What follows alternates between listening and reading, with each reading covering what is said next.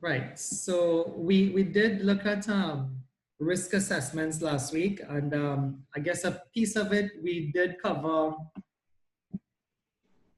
the law. Trying to move this to the side, right? So we did cover the law. Um, Anybody remember the law that said to do a risk assessment?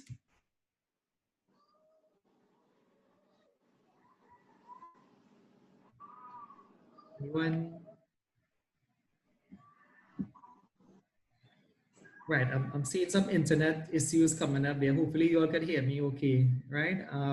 But okay, so the law for doing a risk assessment, it was a regulations 3 of the management of health and safety at work regulations. Is a bit of an acronym for that, right? The management of health and safety at work regulations. 1999. That's a law that really said to do a risk assessment. We spent a lot of time on this last week, and typically it would have said you have to do a suitable and a sufficient risk assessment if you have 5 or more employees, right? And then we went on to say what is meant by the term suitable and sufficient. I don't want to review the whole class, it would take a little too long, but we went on to say what is meant by the term, trying to get rid of this marker, right? What is meant by the term suitable and sufficient? And the answer for that, I think, was that suitable and sufficient meant that you had to kind of tweak the risk assessment now to make it fit into different people. For example, if somebody was pregnant or there was a young employee, you had to tweak it to make it suit to them. Otherwise, it would not be sufficient for everybody, or even, if you want to use that word, suitable for everybody, right? I guess I have to clear the screen and not give them the option to get the other marker or to get back the cursor, right? Nonetheless, this is the steps here. These are the steps for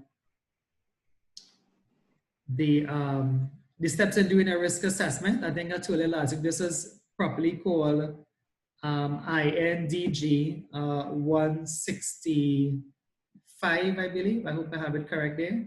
Sorry, 160. Yeah, look at here, right? So I'm doing 2 things at a time. I'm trying to just change that marker, because otherwise you don't get to move the slide if you don't get rid of the marker, right? So okay, right. So INDG 163. You should learn this by heart. I think I said last week, not really for the exam, but because it's what safety people do.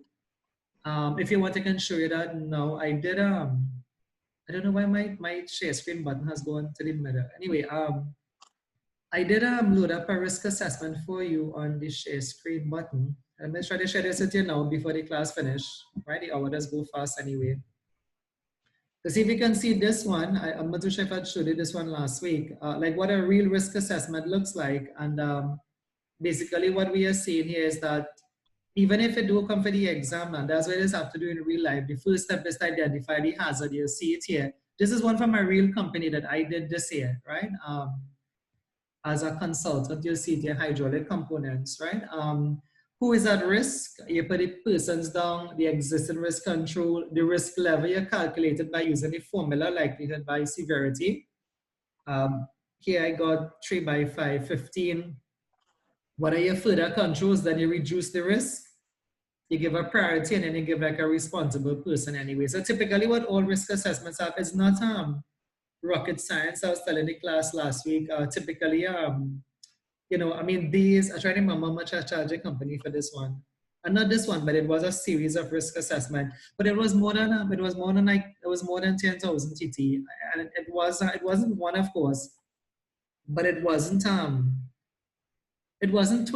It wasn't 20 sheets like this. It could have been less than 20 sheets of that, right? And I say that to tell you to know that you can do those things. I mean, having done the level 3, you could market yourself if somebody asks you, you know, can you do risk assessments for me? It's not hard. There is a template. You're looking at it and you do it. It's not really hard. And you basically do it on every incident. I think this is an emergency response. We did bomb threat and fire and stuff, right?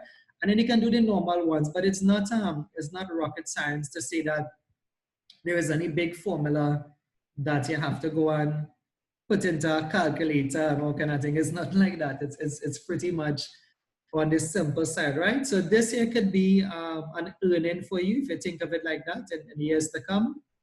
And even now, I mean, when I learned my NEBOSH, I mean, I must somehow still look young to some of you anyway, but when I did my NEBOSH, it's even more than 10 years ago, I was still doing consultancy. My consultancy for Massey, when you hear me talk, that one I just showed you was this year. That was February this year, but my consultancy for Massey was 10 years ago. So I was 10 years younger back then anyway, but still consulting and still marketing myself as someone who could have done those things anyway, right? So you could do the same. And I said that's something that you could get in a company and that I know that you could assist them with this. And if you get your work on this side, good anyway, right?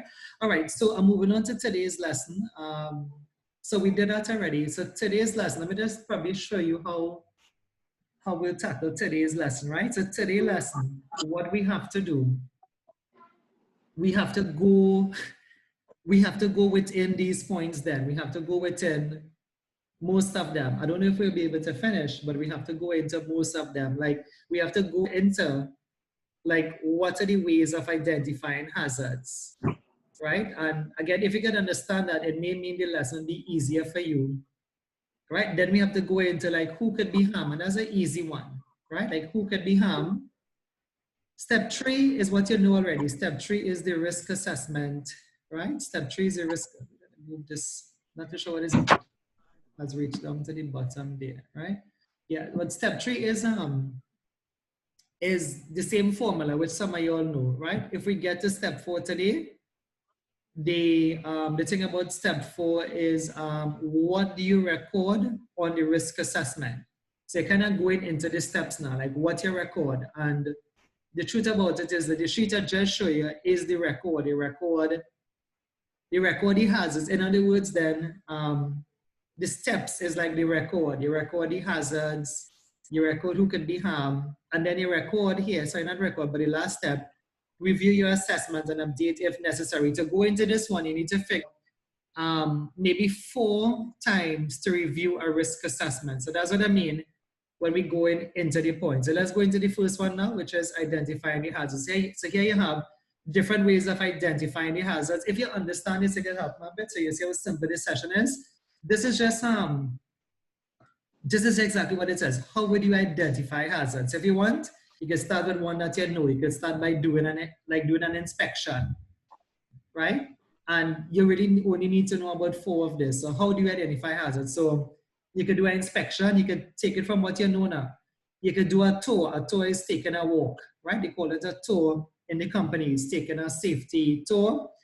Let's see some of the answers that you probably might know. Maybe from past risk assessments, right? If you have, like how I showed you that one, you want to get the hazards in a company, but you can look at the past risk assessments. Look at past JSAs done. That's more than 4 already. Look at any safe system of work that they have because it may include the risk assessment. Look at any past accident reports that you have because that may hint the hazards that it have in a company. I think that is fairly much, that's not all, but that's fairly much, I think, what you need to know. At a simple level, like how do you get hazards? You can take a walk, take a tour, do an inspection, look at past documents, like past accidents, that's about 3 there. Past risk assessments, GSAs, that's about 5 anyway. And it have a lot more that if you really go to understand this question, you'll know that the answers can be more than 20 different answers because there are so many ways of identifying hazards, right? If you want, I could give you some common sense ones. For example, one could be from the manufacturer's instruction, the MSDS, the material safety data sheet.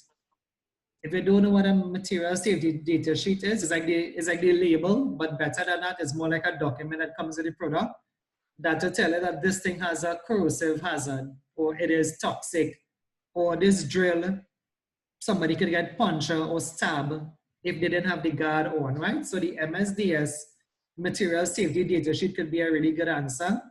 I think, I just want to end this one because I feel this is simple enough, and these are not really long concepts. This is just as simple as that. Like another one is the employees themselves. An employee can say, you know, like they saw a machine that is unguarded and that's the source of the hazard, an employee can say, that they almost trip and fall over a cord, and that is the way to get the hazard. So the employees themselves may be a source of the hazard. I don't feel you need to overdo this one.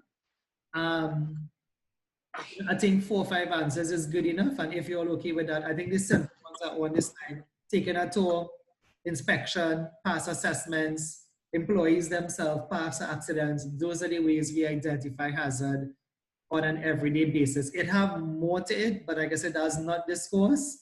It have things like advanced risk assessments and stuff that engineers may do, but that is more for, I guess, the process field. And those of us, I think we had some of you already did the process safety course, and have other ways out there, bow tie analysis and HAZOP something, but those are advanced techniques and they're not really part of our syllabus anyway. So I have some here.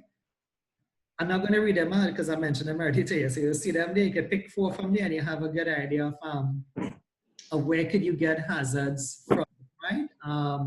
So you have them there. You have employees, whatever, right? So I'm moving on. The second point, remember, we are looking at the steps in the risk assessment. So that one there was identify the hazard. And this one is also, all of these are very simple. This one is who could be harmed. And I think I told you last week, the answer is everybody could be harmed. But for your project, you're going to have to specify the position of the person, right? So here you have just a general list, but I guess for the project, you'll want to say maintenance staff, right? A contractor, the health and safety executive, inspectors, HSE inspectors, a trespasser, a young person, disabled person, pregnant, new or expectant mother, right? But the idea here is that anybody could be harmed. The only thing for your exam is to know that you will have to put the person's position, like a technician, a mechanic, administrative assistant, whatever have you, an HSE officer, right? You have to just be able to give the person position. And please remember this in your project so that you do not go and put the word employees only. You don't get no marks of employees. You may get it for public visitors, but definitely employees could be clarified as to who you have in mind. I think a trespasser is a trespasser anyway, so you could get it for that one. Unless you're able to define who is the trespasser, right? All right, the next step, which is to determine the risk. As you would know, I would not go into all of this. We did this already, that risk could be qualitative, meaning that you use words high, medium, low, or it could be calculated using the formula. This was lesson 1, in which you take numbers 1 to 5 and you multiply them and you come up with a number out of 25. So if you use that method, it's called semi-quantitative, and that's the method you saw on the risk assessment I showed you at the beginning. That's what people around the world do anyway. People don't really say high, medium, low anymore. Most companies, and this is Trinidad, Trinidad is a part of the world too, that if we're doing it in Trinidad, it means they're doing it around the world as well, right? So this is a typical matrix. You don't have to learn any of it, but this is the idea that you will take the likelihood and you multiply by the severity. The higher numbers like 15, 16, 17, 18, 19, you get the idea to 25, and normally the higher risk is red, meaning that you have to stop the work. Lower numbers, green, meaning it's safe to work.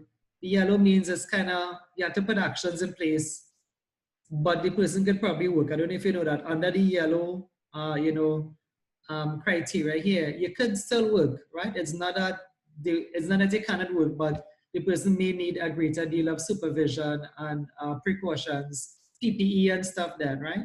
To get the job done in a safe way. So again, here I have a little guide for it. Any number like 17 to 25 may be seen to be unacceptable. 10 to 16 may be seen to be tolerable, meaning that work could go on, but you look to improve. 5 to 9 is adequate. You don't really have to do anything immediately, right? 1 to 4 is good. 1 to 4 means the work is acceptable anyway, right? And this is a general guide for doing risk assessments. In case you ever reach that stage of doing this, well, the first thing is that if you reach a stage of doing a risk assessment, it means that the company you're working for have a matrix already. But just in case you don't have it and you want to know, like, where did I get these things from? You get one from similar to this. You get it straight from Google. Or you can just go on Google and put in risk assessment matrix, and there'll be tons to choose from that looks just like this anyway, right? So it's nothing hard to find anyway, right? I'll explain this slide. I want to read it. This is saying that once you get the risk number, you then decide if it's adequate or not, if it's acceptable or non-acceptable based on the top and the bottom figures here. And to decide that, you could use best practices, right? Once a number turns out to be high, as you would know, you have to go and control the risk. If a number is 17 to 25, meaning it's somewhere in the red up there, you have to go and control the risk. And I am kind of sure that some of you all may know the hierarchy already. The hierarchy, though, is not today's class. The hierarchy is next week's class. But the hierarchy simply means that once the risk is high, you have to go and reduce the risk.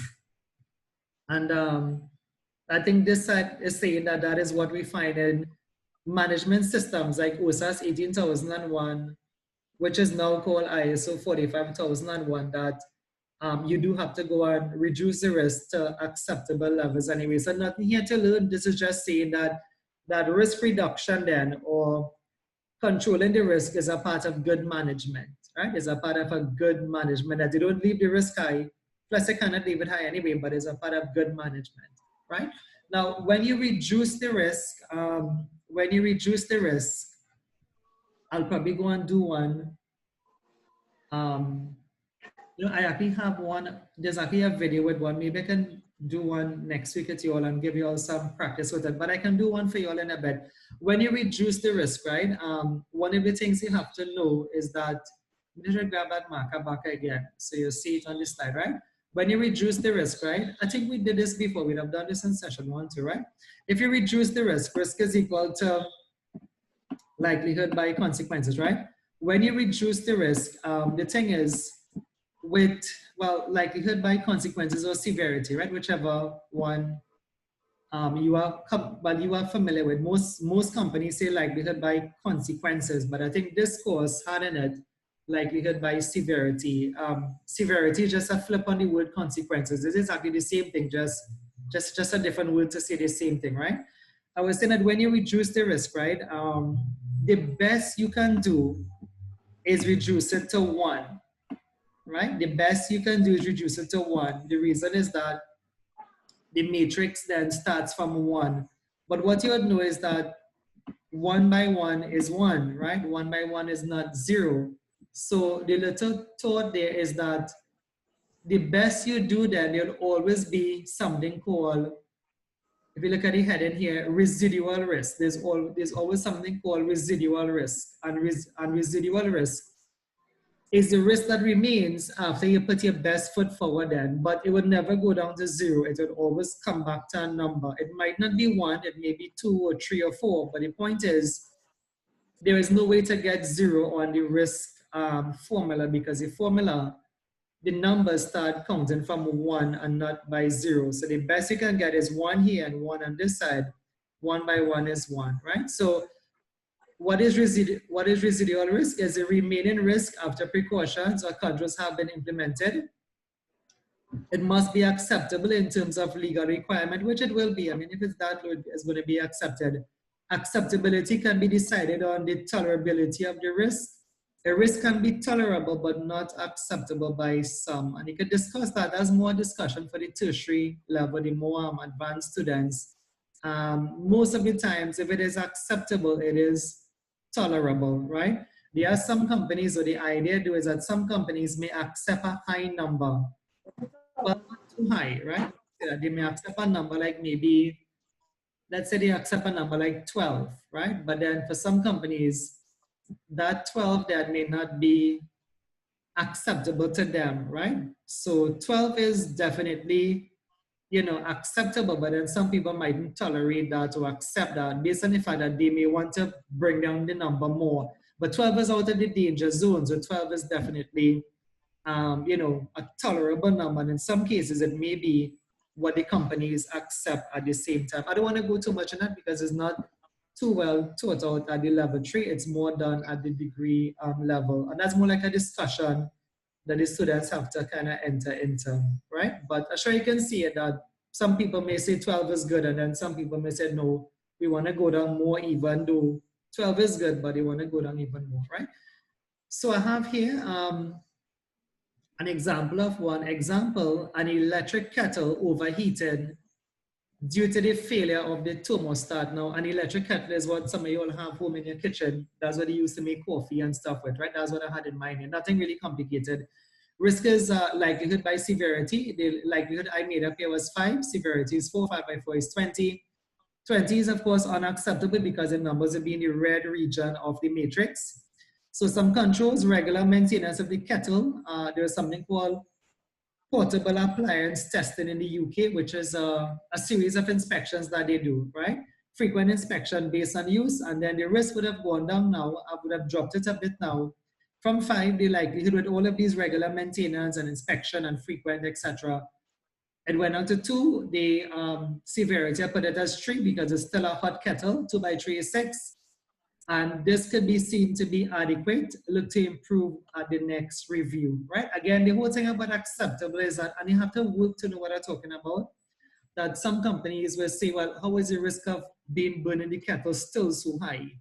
How is it 6 and not 1, right? So that's the whole thing about acceptable now. Like some companies will say, well, I mean, it's out of the danger zone. It's no longer in the red, right? But then there are some companies, Atlantic is one of those companies, those bigger companies, and you said that that's too high for a kettle, we need to bring it down more. So even though it may be seen to be tolerable, some companies still don't like it that high. They would say, can we change something else? Can we do something else to get it down to 1 by 1? And that's the whole thing about acceptability and tolerability, right? Let me get to the other slide, right? So I think that was it there. I think that is the whole thing on step 3. So that means we almost finished. We have just 2 steps to go again. Let me just see where this slide is at. So the next thing, and this one is of course easy too. This one is, yeah, just about maybe about 8 slides again. Okay, I think I took off the share screen, and let's go back and share that with you. Right, yeah, so just about 8 slides again. I was saying, this one, if you understand it too, I'd said this in the beginning of the class today, that this is, all you want here is what do you record? Like what you record on a risk assessment, right? So what do you record on a risk assessment? The answer for this was, you would simply record what is on the form. So in other words then, by following the form, you follow what to record, right? I wonder if you catch that a bit, right? So if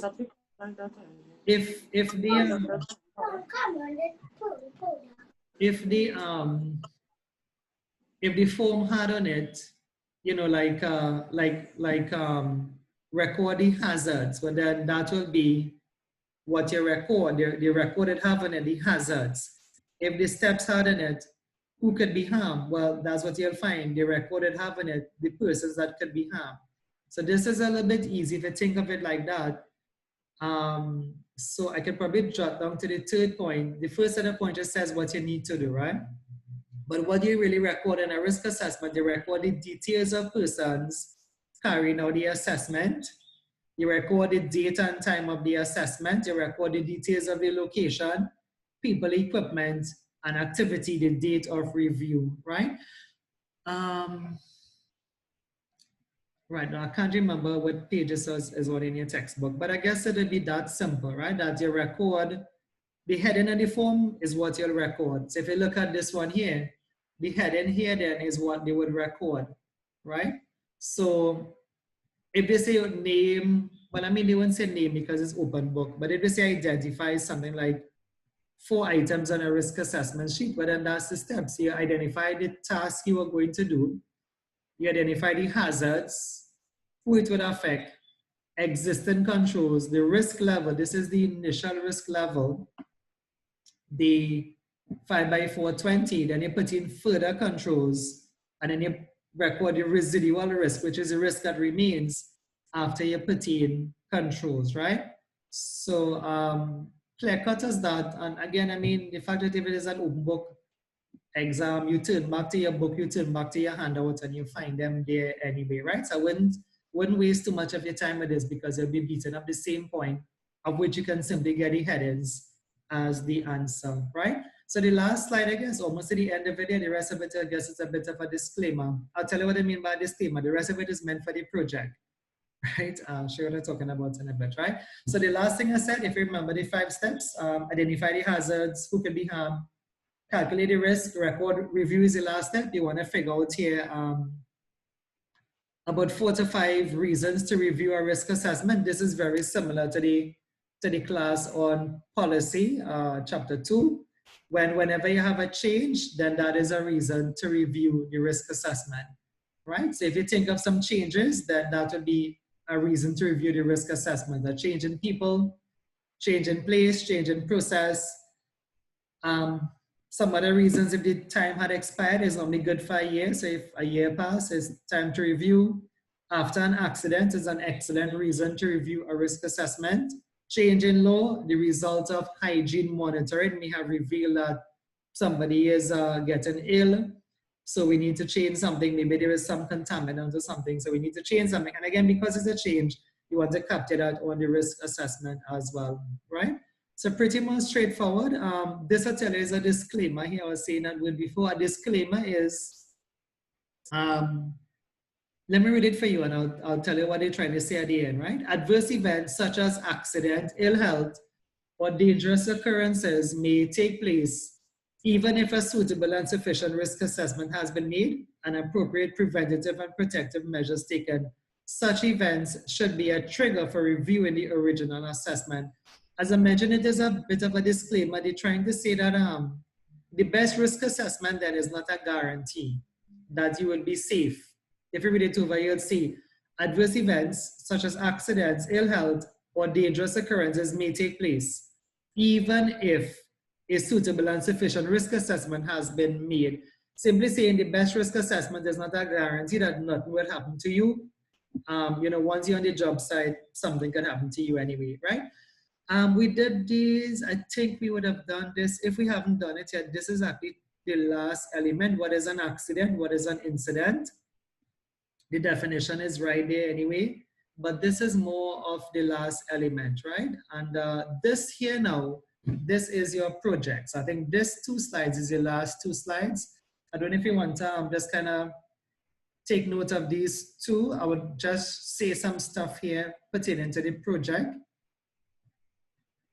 And that'll be it for today anyway, right? So again, remember with the format of the exam, it's not to learn anything. Let me just grab my marker here. So what this was for, you may have heard me mention last week that your project includes you having to get 10 hazards, right? So what I did here, in the 2 slides you're looking at here, right? I'll have to change the marker if I want to get the slide to move, but as I want this slide, what I tried to do here was give you a group of hazards now, right? Of which you could choose some from for your 10. Right?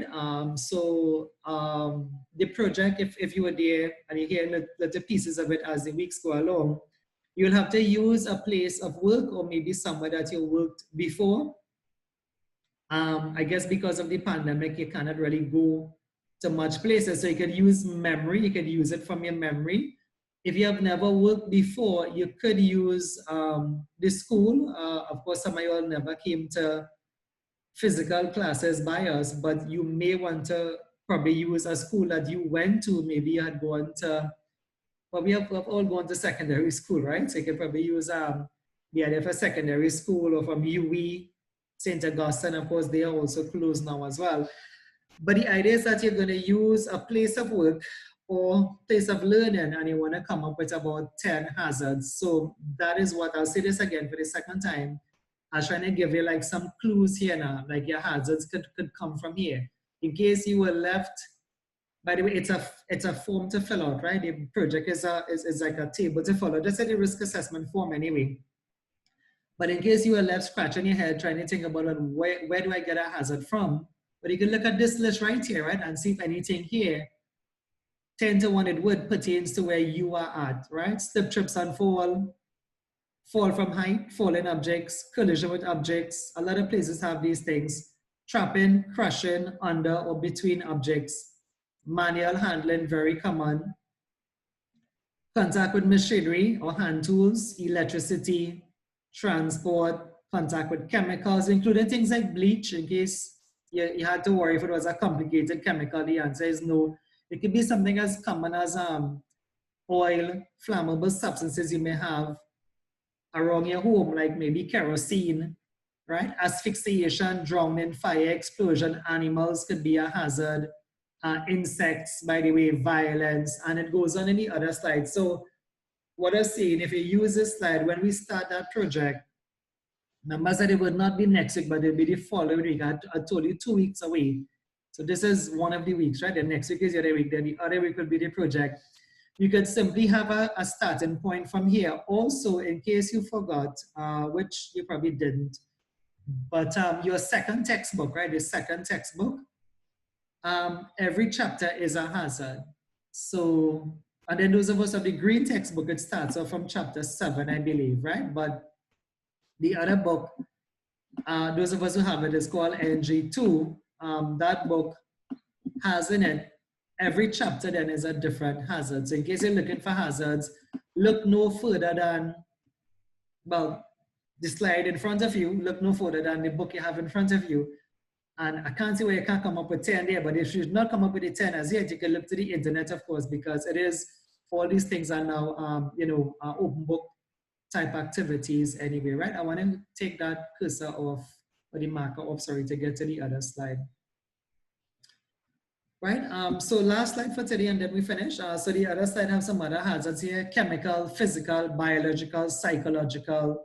There's 4 categories there already, and look how much we had on this slide before, right? And I mentioned here, some types of these could be acute, some can be chronic, meaning that the effects could wear off after a time. If it's acute, like, fainting, some things can be chronic, things like, cancers, asbestosis, which is a form of cancer in it, right?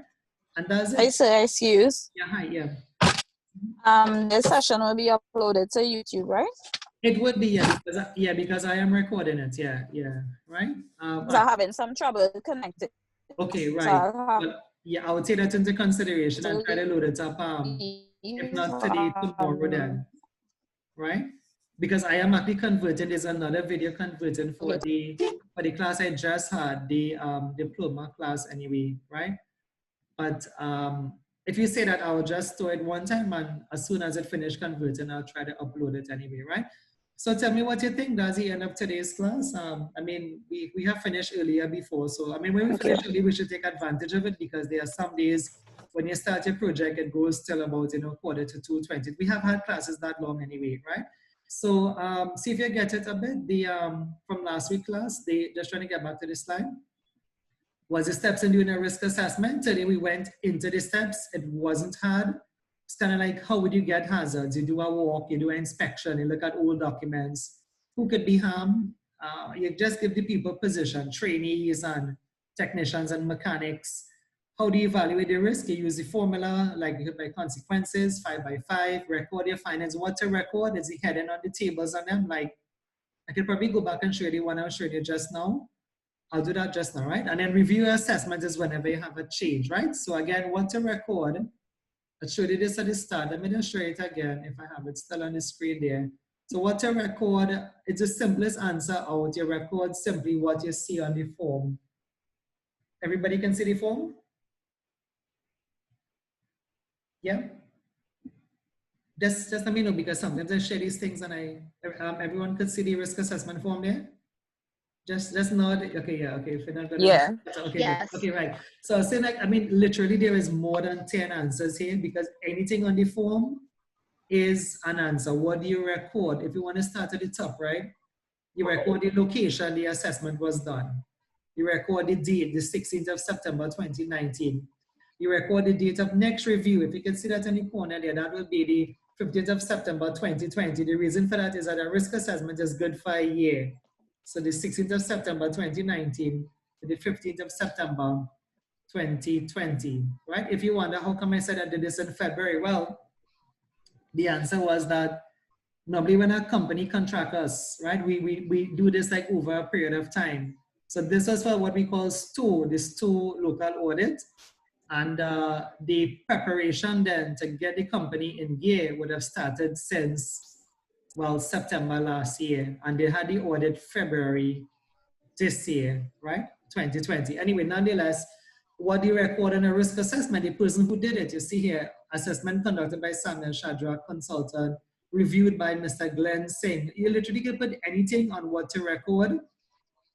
If it came for an exam, then you go down into like the main categories itself, which was the steps. Step one was identify the hazard. Step two, record who could be harmed. You get the idea, the risk level, the further controls, the residual risk, and then the action by whom, the person to take the action then, right? And that is what you have to do in your project. If you're looking at this, you are looking at, well, of course, this is hydraulic component form. It's not in NEBOSH form, right? But the only difference here is that you'll be doing it on a NEBOSH form. That's the only difference, and you will be doing it. You will be the consultant, and you will be the one. The name to go on it will have to be your name on the project form anyway, right? But it's in no way less than the project. In fact, believe it or not, I think I mentioned this to you. In reality, the risk assessment normally have more than what NEBOSH wanted to do, right? So this format, we have more than what your project would want you to do anyway. Like, for example, in the real world, we do not stop at 10 hazards. But we stop at 10 hazards, where the company have 100 different hazards, right? So in the real world, we do not stop at 10 hazards, but for your project, well, people have already stopped at 10. People have stopped at 13. It's often good to give them one or two more. So one or two more or three more, maybe 13 for the most, right? But it is really the requirement is 10 hazards. So if you do 10, you should be good to go. But students have pushed the boundaries a little bit to get up to about 13, right? That's it for today, folks. Just see if you have any questions. If not, at least you finish about 15 minutes early today. We will take full advantage of longer chapter 1 classes that that went to about 20 to 2 and stuff, right? Any questions for me here? Any questions if I'll take it? No? Okay, if not, I'll stop the recording.